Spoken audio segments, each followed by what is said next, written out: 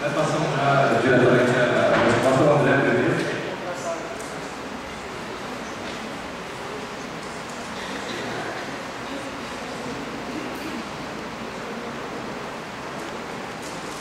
Então, eu acho que essa pergunta é muito pertinente em relação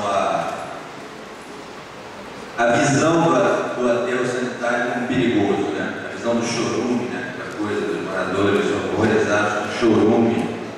É um desafio para a gente explicar que o incinerador é muito mais perigoso do que o aterro. É um desafio muito difícil, porque o incinerador tem uma aparência de uma indústria, né? Fechadinho, bonitinho. Inclusive lá fora, as chaminés do incinerador, eles têm um procedimento que é quase de colorir de branco, de descolorir a fumaça, para que a fumaça saia branquinha da chaminé do incinerador e não saia cinza. É um procedimento químico isso, totalmente uma maquiagem da própria fumaça. Então, o incinerador tem uma aparência de modernidade, enquanto que o aterro sanitário sofre com o acúmulo de imagens negativas que a gente tem, são oriundos da má gestão, enfim, da falta de seriedade, gestão, em certos casos, em certos aterros. Então, acho muito importante colocar como as dioxinas e os furanos, assim como a escória, a cinza, são poluentes que incorrem em risco de vida, né? São cancerígenos, né? Os metais pesados, eles podem poluir pesadamente os lençóis freáticos, enfim, em oposição a uma poluição, às vezes é só o cheiro, às vezes as pessoas não querem aterro sanitário com medo de dar cheiro ruim, entendeu? Às vezes é porque é feio o aterro sanitário, é grande, é feio, né? Então, é muito importante fazer essa colocação das aparências enganam. As aparências enganam e que o incinerador, na verdade, é muito mais poluente e com uma poluição de grau muito mais sério, muito mais forte, muito mais persistente do que o aterro sanitário. Agora, também é importante fazer o esforço de colocar o aterro sanitário como deve ser um aterro sanitário moderno, né? Ou seja, a gente também não pode aceitar os aterros sanitários que não praticam a biodigestão de maneira séria, né? que não tratam o gás do lixo, né? Que não aproveitam o biogás, né? Então, assim, é muito importante dar alguns exemplos de aterros sanitários hoje que são modernos e são exemplares, que fazem biogás, que tem galpão dos catadores, dos aterros, por exemplo, o aterro de Betim, lá na região metropolitana de Belo Horizonte. Você vai lá, eu fiz uma visita há 3 anos atrás, eu levei a Daniela Ferran, nossa saudosa militante contra a incineração, Daniela, eu levei ela no aterro de Betim, ela falou, mas isso aqui parece um jardim, tudo replantado, sabe, o galpão dos catadores, curso profissionalizante, escola para os catadores lá integrado no espaço. Então, exemplos existem e basicamente com custo 10 vezes mais barato do que a usina de incineração. Eu também não vejo problema nenhum na compostagem, na reciclagem. Nós vamos tratar com aterro pelejo, vamos cuidar de material seco e limpo. Então, por mais que vá algum contaminante ainda com aterro de jeito, que provavelmente algum resíduo orgânico, esse aterro certamente será melhor do que qualquer incineração. Então, não há por que a gente ter medo do processo de compostagem e reciclagem. Se tiver dúvida, temos um livro do lado, vai na Marialva e começa a conhecer melhor como as coisas funcionam. Se quiser ir mais longe, pode ir ali em Brasília do Sul. Se quiser ir um pouquinho mais longe, pode ir a Jesuítas. Um pouquinho mais longe, pode ir a Bicuruba. Se quiser ir para o lado contrário, pode ir ali a Tibatim e dar uma olhada como as coisas estão funcionando. Com integração social, com a participação das associações e catadores. Mas eu fiquei contente que o prefeito foi para Portugal, vocês talvez não tenham ficado tanto tranquilo. Se ele foi a Portugal, ele só tem uma decisão a tomar. Ele vai ser contra a consideração. Se ele vier aqui com outra decisão, ele não foi a Portugal. Ele tem que investigar se realmente viajou para lá. É visível da chaminé. É visível da chaminé em Lisboa a poluição que sai ali. É visível. Ela não é maquiada, como disse o André. Está lá com todos os seus componentes, com aquela coloração escura. Eu não sei como é que os habitantes de Lisboa convivem com aquilo. E quando a Margarete, quando entrou lá dentro, já começou a ter problemas com a garganta. Ela não quis contar para vocês, mas ela mostrou isso como estudador. Nós temos uma sentença judicial aqui que diz que o município tem que fazer a reciclagem.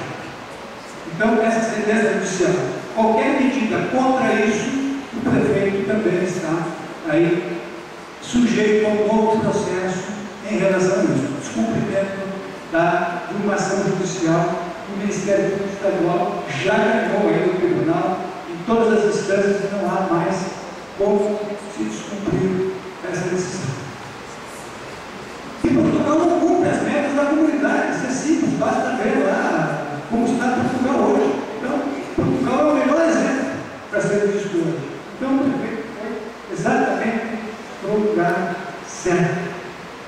Vocês sabem por que a reciclagem não acontece? Porque é para manter o modelo que está aí. Já falamos aqui em reuniões tantas e tantas vezes. O modelo é de comprar lixo por tonelada.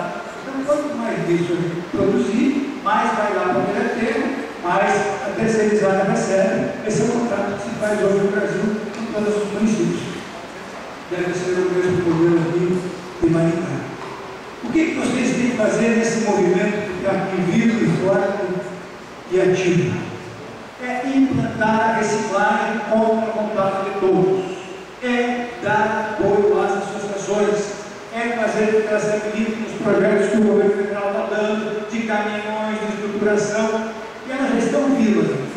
Elas estão sendo solapadas pelo poder público. Então, com esse movimento que foi criado aqui, vocês têm que dar apoio às associações, apoio material, fazer com que a reciclagem aconteça de porta a porta, nos condomínios, como já disse a Ana, ir nas casas e fazer com que as pessoas façam a separação, e respondendo a pergunta, fazer com que as empresas entrem no processo de doação para as associações. É isso que nós estamos fazendo em Curitiba. Inclusive, ações judiciais contra as empresas, no Ministério do Trabalho, através da doutora Margarete, que está processando as empresas para que as empresas doem o material. O lixo é do município, o lixo não é da empresa. O lixo é um bem público e, como tal, deve ser entregue ao município. O município entrega às associações ou ele entrega voluntariamente às associações. Façam essas coletas, sensibilizem os empresários a fazer a entrega voluntária desse material para as associações. Façam isso funcionar. Isso não é difícil. A população quer que isso funcione, a população colabora e precisa que a gente dê alguns ajustes aí, porque o município não quer efetivamente que isso funcione. Infelizmente, Gabriel, as nossas reuniões não vão terminar aqui. Nós vamos ter que marcar, Gabriel, reuniões onde esses outros pedidos de licença foram feitos. Nós temos que marcar reuniões onde esses outros pedidos de licença foram feitos e ensinar a população sobre a incineração. Porque a população não está sabendo que está ocorrendo pedidos de incineradores nesses outros locais. E o IAP já deu essas licenças prévias, segundo você está nos relatando. Então, a obrigação nossa, como cidadãos, é ir nessas comunidades, fazer reuniões como essa e dizer para eles o que é incineração, o que é incineração. E a última notícia, que deve ser a pior de todas, eu gostaria que você, Gabriel, que tem mais acesso do que eu, averiguasse. Recebi uma notícia que a Copel novamente vai ser privatizada. Então, é como verificar isso lá dentro da Copel, você tem as informações e pode ter e fazer isso vivo para a sociedade.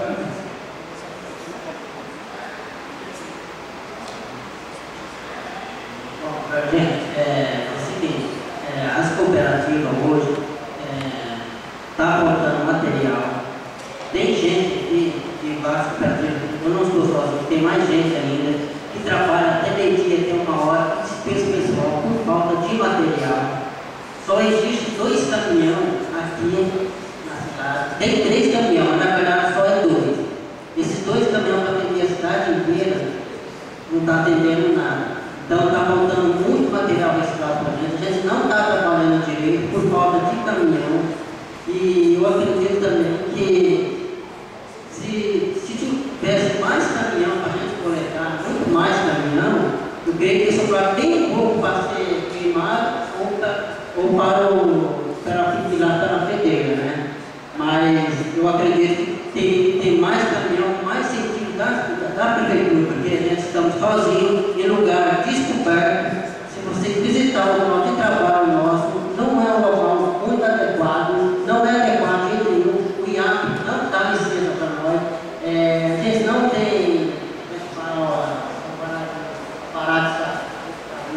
não temos alvará, não temos documentação. Por quê? Porque o IAP não libera a documentação para a gente. Por isso a gente não tem documento adequado. Então hoje a gente dispensa de gente porque não tem material registrado para a gente trabalhar no nosso trabalho. Atravessador tem. Para eles deve ter, né? Porque eles vão trabalhar.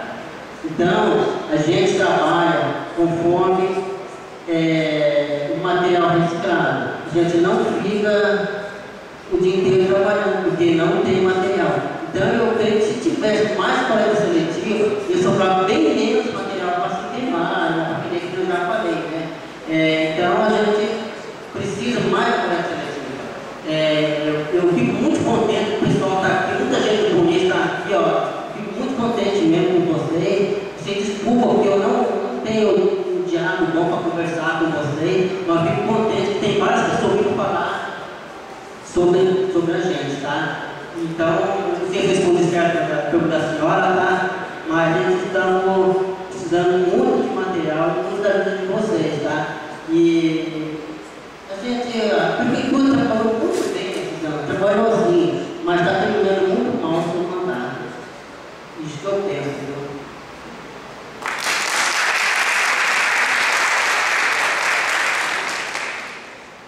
Bom, acredito que nós possamos então encerrar, né, meio-dia e meio, e agradecer bastante a presença de todos aqui hoje, especialmente, né, dos integrantes da mesa.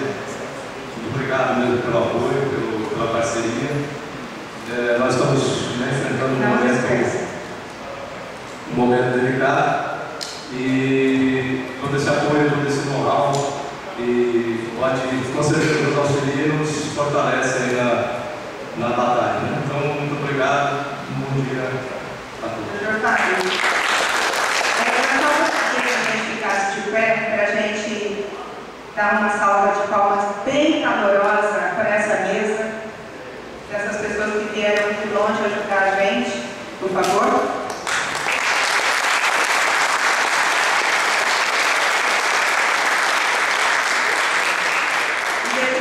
Uma salva de palmas bem calorosa para a Thalita, para a Catiane e para o Dr. Fábio, esses 3 incansáveis obreiros da nossa cidade.